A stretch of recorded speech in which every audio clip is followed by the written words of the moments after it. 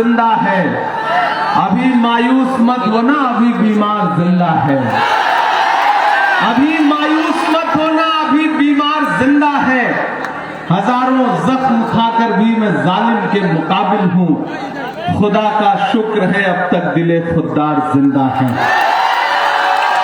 बाड़ा वालों, मैं रात महाराष्ट्र के एक शहर जालना में था, औरंगाबाद से भी 100 किलोमीटर आगे। पूरी रात सोया नहीं हूं क्योंकि सभा कर रहा था और फिर वापस आकर के 100 किलोमीटर बाई रोड चल के औरंगाबाद पहुंचा। औरंगाबाद से फ्लाइट पकड़ी, दिल्ली आया।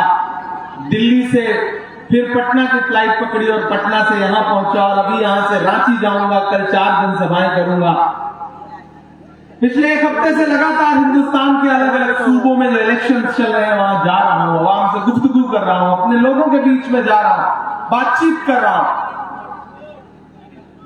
ये मेरी दुनिया नहीं थी। मैं तो शायरी की दुनिया का आदमी हूं, मशायरों की दुनिया का आदमी हूं। सियासत से मेरा कोई लेना देना नहीं था, लेकिन सारा सुकून, सारा चैन, सब कुछ छोड़ करके ये जो शहर दर शहर घूमता हुआ शहरों की धूल फांक रहा हूं,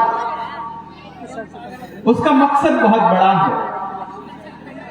और अगर आज यहां हजारों किलोमीटर दूर चल के आया हूं तो इस आने का मकसद भी बहुत बड़ा है।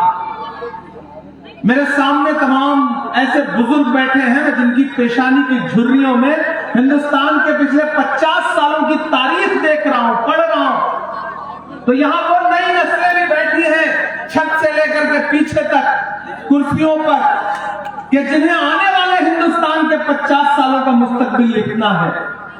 यहां मेरी माएं बहनें भी हैं, बच्चे भी हैं। मैं सबसे थोड़ी देर गुफ्तगू करना चाहता हूं।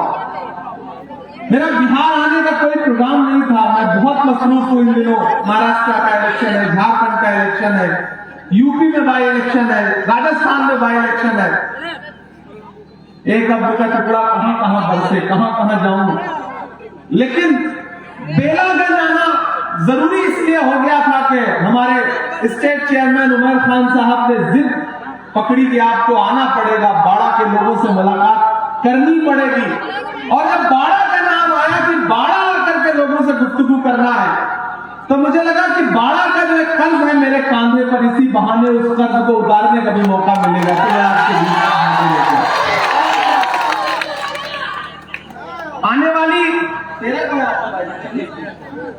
आने वाली 13 तारीख को आपको घरों से बाहर निकलना, जाना है। न सिर्फ बेलागंज के मुस्तकबिल का फैसला करना है, बल्कि आने वाले बिहार के मुस्तकबिल को भी तय करना। ये जो नई नस्लें हैं, इसमें न जाने कितने ऐसे साथी होंगे जो अब तक सहमत नहीं रहे होंगे, लेकिन मैं आया हूं तो मुझे सुनने के लिए आ गए। आज कोई फैसला करेंगे। मैं थोड़ी देर आपसे गुफ्तगू करूंगा, फिर आपका जो दिल करे वो फैसला करना। लेकिन थोड़ी देर आपसे गुफ्तगू करना चाहता हूं मेरे नौजवान साथियों। आसमां जलती जमीन पर नहीं आने वाला, अब कोई और पैगंबर नहीं आने वाला। प्यास कहती है चलो रेत निचोड़ी जाए, अपने हिस्से में समंदर नहीं आने वाला। मेरे भाई, मैं पूरे हिंदुस्तान में जा रहा हूं। अगर आपको लगता है कि यह सिर्फ एक असेंबली का इलेक्शन है तो फिर आप बहुत छोटा सोच रहे हैं।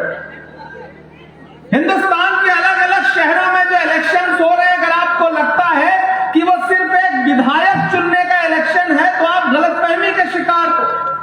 याद करो, अभी महज 3 महीने, 4 महीने गुजरे हैं, 5 महीने गुजरे हैं, जब पूरे हिंदुस्तान में आप सारे लोग हिंदुस्तान के आईन को बचाने की लड़ाई लड़ रहे थे। लोकसभा इलेक्शन में आप लड़ रहे थे मुसलसल। आपके जहन में बस एक बात थी कि ये जो इंडिया गठबंधन है, ये इंडिया गठबंधन हिंदुस्तान के आईन को, हिंदुस्तान की जमहूरियत को बचाने के लिए इलेक्शन लड़ रहा। और एक तरफ वो लोग खड़े हैं जो ये कह रहे हैं कि हम सत्ता में आएंगे तो आईन बदल देंगे, संविधान बदल देंगे।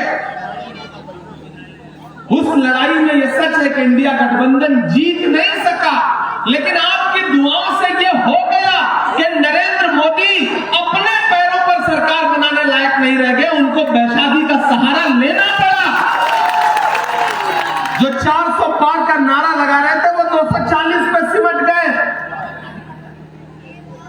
और वो 2 बैसाखियां जिन पे आज नरेंद्र मोदी की हुकूमत टिकी हुई है, एक आपके सूबे से है वो बैसाखी, एक आंध्र प्रदेश से है, एक चंद्रबाबू है, एक नीतीश बाबू है। दोनों के पुराने भाषण उठा के देखिए, चंद्रबाबू नायडू के भी और नीतीश जी के भी। तो उन्होंने अपने अपने भाषणों में नरेंद्र मोदी को क्या नहीं कहा है। बीजेपी का फुल फॉर्म एक टाइम पे नीतीश जी क्या बताते थे, बहुत झूठा पार्टी, बड़का झूठा पार्टी। आज किस तरह मुझे हैरत हो रही है कि नीतीश कुमार जी कभी जाके हाथ पकड़ लेते हैं, और अभी एक कार्यक्रम में मैंने देखा एक नेता का पैर छू रहे थे जो उनसे उम्र में कम है। बेलागंज वालों, आपको क्या लगता है कि भाजपा जिस लड़ाई को सामने से नहीं जीत पाती, उस लड़ाई को लड़ने के तरीके बदलती है, और इस बार भाजपा ने अपना तरीका बदला है। एक साहब नए प्लांट किए गए आपके सूबे में, उधर जो ऊपर साथी बैठे उनसे गुजारिश करूंगा ऐसे चुप हो जाइए जैसे आजकल अडवाणी जी चुप रहते हैं, बिल्कुल उसी तरह। बस जैसे अडवाणी जी मोदी जी को सुनते हैं वैसे ही खामोशी के साथ बैठे रहिए। मैं इंशाल्लाह शायरी भी सुनाऊंगा, आपसे गुफ्तगू भी करूंगा। एक नए साहब प्लांट किए गए और उन्होंने चारों तरफ घूम घूम करके मुस्लिम सम्मेलन शुरू किए, क्योंकि उनको अपनी पार्टी खड़ी करनी है। लेकिन मुझे बेलागंज में खड़ा होकर, बाड़ा में खड़ा होकर यह पूछना है कि कोई भी इस तरह का आदमी जब एक नई पार्टी खड़ा करना चाहता है तो उसकी बुनियाद में मुसलमानों को ही क्यों डालना चाहता है। मेरा सवाल यह है, उसकी जो इमारत तैयार होगी किसी पॉलिटिकल पार्टी की, उसमें ईंट और गारा बनने के लिए मुसलमान ही क्यों है। लंबी लंबी भाषण, लंबी लंबी तकरीरें।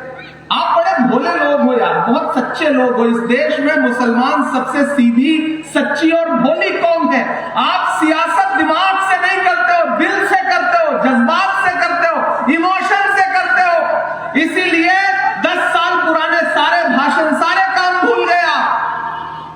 जब वो कहते थे कि हर हर मोदी, घर घर मोदी, जब वो नारे लगाते थे नरेंद्र मोदी जी को प्रधानमंत्री बनाने के लिए, सारे जतन करते थे, जिनके लिए नीतीश जी ने खुद कहा कि हमको अमित शाह ने कहा था कि पीके को अपनी पार्टी में लो।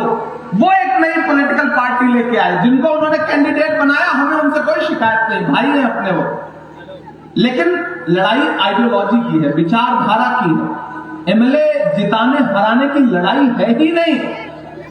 एक बात याद रखना बाड़ा वालों, जब जंगल में आग लगती है, मेरी इस बात को जहन नशीन कर लेना कि जब जंगल में आग लगती है तो न वो बरगद बचते हैं जो हवा को आंधी में तब्दील करते हैं, और न वो बांस बचते हैं जो आपसी रगड़ से चिंगारी पैदा करते हैं।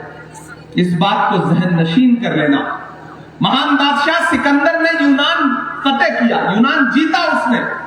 जीतने के बाद वो शहर की सड़कों पर जश्न मनाने के लिए निकला, तो उसने देखा कि पूरा शहर जश्न मना रहा है। एक फकीर सड़क के किनारे पेड़ के नीचे चादर तान के बेफिक्र सो रहा है। सिकंदर को गुस्सा आया, सिकंदर अपने घोड़े से उतरा, उस फकीर के पास गया और सोते हुए फकीर को देख करके उसे जोर की लात मारी, और लात मार के कहा कि क्यों रे फकीर, मैंने शहर फतेह कर लिया, शहर के लोग जश्न मना रहे हैं, तू सो रहा है। तो उस फकीर ने नींदी आंखों से सिकंदर की तरफ देखा और देख करके कहा कि शहर फतेह करना बादशाहों का काम है, लेकिन लात मारना गधे का काम है। क्या खुदा की कायनात में इंसानों की कमी हो गई है? मेरे भाई, आप हो सकता है किसी बात से नाराज हो सकता है शिकायतें हो, लेकिन रिश्तों की ये नाजुक डोरें तोड़ी थोड़ी जाती है। रिश्तों की ये नाजुक डोरें तोड़ी थोड़ी जाती हैं। अपनी आंखें दुखती हो तो फोड़ी थोड़ी जाती है।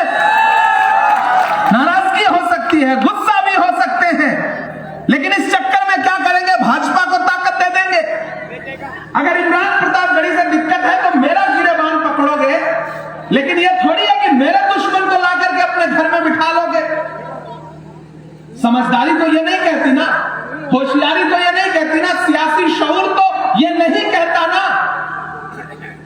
भाजपा जानती है कि सीधे लड़ाई में ये जो कोलिशन है इसको नहीं हराया जा सकता, तो फिर वो बांटने के खेल में आपको उलझाते हैं कि 5,000 वोट तुम काट लो, 7,000 वोट तुम काट लो। अच्छा, हम भोले वाले लोग हैं, हमें नए झंडे उठाने का बड़ा शौक है।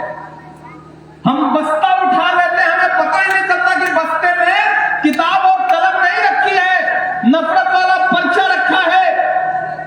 नादान हो, इस दौर में क्या ढूंढ रहे हो तुम? जहर की शीशी में दवा ढूंढ रहे हो?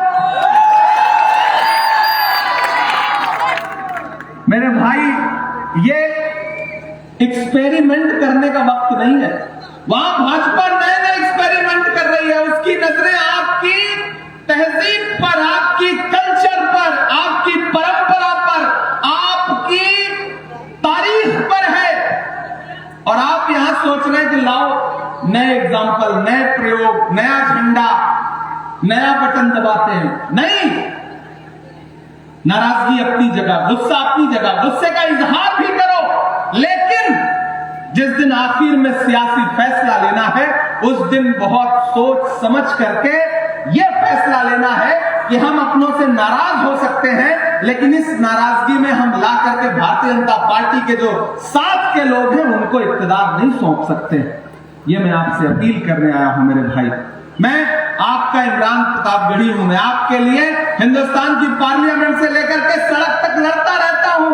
हिंदुस्तान के अलग अलग शहरों में आपने देखा है कि जब जब आपको जरूरत पड़ी है, अल्लाह ने अगर मुझे शायरी की ताकत दी है तो मैंने उस ताकत का इस्तेमाल महबूबा के जुल्फ और आंचल पर अशार कहने के लिए नहीं किया है। मैंने उस शायरी के हुनर का इस्तेमाल नजीब की मां के आंसुओं पर नज्म लिखने के लिए किया है, पहलू खान की मां के आंसुओं पर नज्म लिखने के लिए किया है, मैंने मदरसों पर नज्म कही है, मैंने आपकी आवाज बन के हिंदुस्तान में बोला है। यह परवाह नहीं किया कि हुकूमत जेल में डाल देगी या बाहर रहने देगी, हुकूमत डरा करके क्या नुकसान कर देगी, कभी इस बात की परवाह नहीं किया। मैं डरा नहीं, मैं झुका नहीं, कहीं छुप छुपा के खड़ा नहीं। जो डटे हुए हैं महाज पर, मुझे उन सफों में तलाश कर। जब मैं शायरी की दुनिया से सियासत में गया तो लोग कहते थे कि देखो अब तो सियासत में चला गया, अब नहीं बोल पाएगा, अब तो पार्टी के इशारे पर बोलेगा। लेकिन मेरा खुदा गवाह है कि एक दिन भी ऐसा नहीं गुजरा है, 2 साल से ज्यादा हो गए हिंदुस्तान की पार्लियामेंट में रहते हुए, एक लम्हा भी ऐसा नहीं गुजरा है कि जब मुझे हिंदुस्तान की पार्लियामेंट में बोलने का मौका मिला हो और मैंने आपके जख्मों पर मरहम लगाने का काम न किया हो। उठा के देख लेना हिंदुस्तान की पार्लियामेंट की स्पीचेज, उनकी तारीखें उठा के देख लेना। जब मुझे मौका मिला मैंने नजीब की मां के आंसुओं के लिए आवाज उठाई, मैंने अलीगढ़ मुस्लिम यूनिवर्सिटी के लिए आवाज उठाई, मैंने जेएनयू के लिए आवाज उठाई, मैंने जामिया के लिए आवाज उठाई, मैंने इलाहाबाद यूनिवर्सिटी के बच्चों के लिए आवाज उठाई, मैंने बहन बिल्किस के जो दोषी हैं उनको रिहा करने के खिलाफ आवाज उठाई। मैं मुसलसल बोल रहा हूं क्योंकि मैं जानता हूं, मैं इसलिए जिंदा हूं कि मैं बोल रहा हूं। दुनिया किसी गूंगे की कहानी नहीं लिखती। मैं मुसलसल बोल रहा हूं, मैं लड़ रहा हूं। और जब साजिशें की जाती हैं, एक ऐसा दौर है जब सब कुछ चुप कराने की साजिश चल रही हो। एक दिन पार्लियामेंट में एक साथ 146 एमपी सस्पेंड किए गए। जब सस्पेंड किए गए मैं भी सस्पेंड हुआ। मैं बाहर निकला तो मीडिया के लोग खड़े थे, उन्होंने कहा इमरान साहब सस्पेंड हो गए। मैंने कहा अगर सस्पेंड ना हुआ होता तो मुझे खुद पर शर्म आती। सस्पेंड हूं तब लगेगा कि मैं कुछ इनकलाबी काम कर रहा था, इसलिए मुझे सस्पेंड होकर के बाहर आना पड़ा। उन्होंने कहा आप शायर हैं, सस्पेंड होके आ रहे हैं, आप क्या बोलेंगे? वहीं खड़े खड़े एक नज्म हुई कि जख्म पर जख्म खा के निकले हैं। अब बोल सकते हो आप लोग, अब आपकी चुप्पी टूटनी चाहिए कि जख्म पर जख्म खा के निकले हैं, हाँ मगर मुस्कुरा के निकले हैं। तैयार रहना अगली 2 लाइनों पर। आपकी तालियों का शोर पूरे बिहार में जाना चाहिए, पूरे हिंदुस्तान में जाना चाहिए कि जख्म पर जख्म खा के निकले हैं, हाँ मगर मुस्कुरा के निकले हैं। सर झुकाने का हुक्म जब आया, आने का हुक्म जब आया, और भी सर उठा के निकले हैं।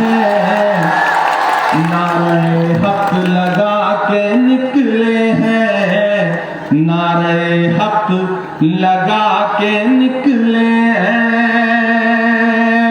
सच का नारा बुलंद करते हैं, सच का नारा बुलंद करते हैं।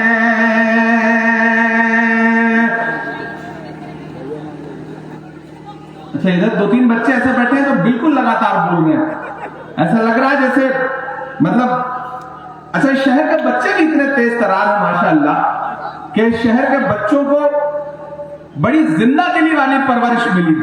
इसलिए भी मुझे अच्छा लगता है कि जब बच्चे इस तरह से पूरी जिंदा दिली के साथ किसी सभा में मौजूद होते हैं कि झूठ को नापसंद करते हैं, सच का नारा बुलंद करते हैं।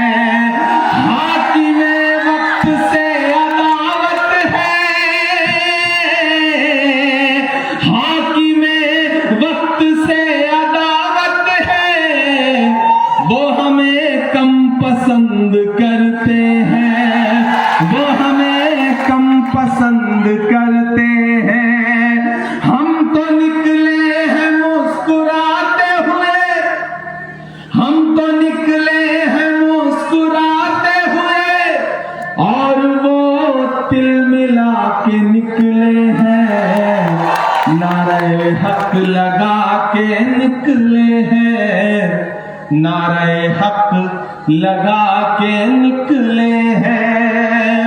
इन दिनों चेहरा देखा है आपने उनका? मैं उनकी बात कर रहा हूं, बड़े वाले की। आपके यहां वाले छोटे वाले की नहीं, बड़े वाले की बात कर रहा हूं। देखा है चेहरा इन दिनों? आजकल तो मैं उनसे मुसलसल सवाल पूछता हूं सामने खड़ा होकर। एक दिन पार्लियामेंट में भाषण दे रहे थे मोदी जी, बोले बताओ कांग्रेस वालों 70 साल में क्या बनाया। मैं इधर से खड़ा हो गया, बताना शुरू किया, इतने में खड़गे साहब हमारे अध्यक्ष जी बोले इमरान मत बताओ, जो बताओगे ये उसको भी बेच देंगे, इनका काम सिर्फ बेचने का। मत बताओ, जो भी बताओगे उसको बेच देंगे, इनका काम सिर्फ बेचने का है। और ये भाजपा के गठबंधन के जितने लोग हैं, एनडीए गठबंधन के जितने लोग हैं, जब ये कहते हैं कि कांग्रेस वालों, इंडिया गठबंधन वालों 70 साल का हिसाब दो, तो मैं यहां बाड़ा में खड़ा होकर भाजपा, जेडीयू, जितने भी उनके सहयोगी दल हैं, उनसे कहना चाहता हूं कि अरे जो सरकार अपना चलाया हुआ 2000 का नोट 7 साल नहीं चला सकी, वो हमसे 70 साल का हिसाब मांगती है, हमसे 70 साल का हिसाब मांगती है। जब लेकिन मेरे भाई, अब तो मैं पार्लियामेंट में खड़ा होकर उनसे पूछता हूं, आप लोग अपनी अपनी कमेंट में राय पीके साहब ने ही नारा दिया था, बहुत हुई महंगाई की मार अब की बार मोदी सरकार, जिसको नरेंद्र मोदी जी ने पूरे देश में गाया, वो सही दे रहे हैं। एक नारा और दिया था, भाइयों बहनों, क्या चौकीदार हूं मैं, चौकीदारी करूंगा, देश के खजाने की चाबी मुझे सौंप दो, मैं देश नहीं लुटने दूंगा। इस बीच तो मैं उनसे पार्लियामेंट में पूछता हूं, मैं यहां भी पूछ रहा हूं कि कहां सोया है चौकीदार। उधर तो पीछे दोस्त बैठे हैं जो अभी फैसला करके नहीं आए कि कल करना क्या है, परसों करना क्या है। मैं उनसे भी गुजारिश करूंगा कि आपका बेटा, आपका भाई, आपकी आवाज उठाने वाला इमरान माइक पर खड़ा है, वो आपसे गुफ्तगू कर रहा है, मेरे साथ शिरकत करिए, इंशाल्लाह अच्छा फैसला करेंगे आप, मैं जानता हूं कि कहां सोया है चौकीदार, कहां सोया है चौकीदार। विजय माल्या नाक के नीचे से हो गया फरार, कहां सोया है चौकीदार, कहां सोया है चौकीदार। के चाय बेचने वाला पूरा भारत बेच रहा है, बेच रहा है कि नहीं बेच रहा है, बेच रहा है कि नहीं बेच रहा है। इस बार नहीं बेच पाता, अगर नीतीश कुमार जी ने बैसाखी हटा ली होती तो इस बार नहीं बेच पाता। लेकिन अगर आज सरकार चल रही है दिल्ली में, अगर आज तुम्हारे घरों पर बुलडोजर चल रहे हैं, उन्हें कोई रोक नहीं रहा है, और अगर पूरे देश में औकाफ की जमीनों पर हुकूमत की बुरी नजरें हैं, तो उसमें बराबर के भागीदार कौन है? नीतीश कुमार जी। नीतीश कुमार जी बराबर के भागीदार हैं। इसलिए मैं ये बात कह रहा हूं दोस्तों कि चाय बेचने वाला पूरा भारत बेच रहा है, इसी काम में हासिल उसे महारत बेच रहा है। कि रेल बिक गई, तेल बिक गया, बिका हवाई अड्डा। अगली लाइन में यहां से लेकर के वहां तक कोई भी हाथ खामोश नहीं रहना चाहिए। जो अगली लाइन है उसमें एक नाम आएगा, अगर उस नाम पर दिल में गुदगुदी हो ना तो आपकी तालियों का शोर पटना से लेकर के दिल्ली तक जाए, वो कहता हूं कि चाय बेचने वाला पूरा भारत बेच रहा है, इसी काम में हासिल उसे महारत बेच रहा है। कि रेल बिक गई, तेल बिक गया, बिका हवाई अड्डा, सब कुछ बिकता देख के खुश है अपने जेपी नड्डा। कि जनता महंगाई की मारी, जनता महंगाई की मारी करती हाहाकार, कहां सोया है चौकीदार, कहां सोया है चौकीदार। हमने सहराओं में हासिल किया आसानी से, हमने सहराओं में हासिल किया आसानी से, तुम समंदर में भी रहकर न मिले पानी से। ये सियासत के दिए सबके हवाले न करो, मुल्क जल जाता है एक शख्स की नादानी से। बाड़ा वालों, मैं बहुत दूर से चल के आपसे कहने आया हूं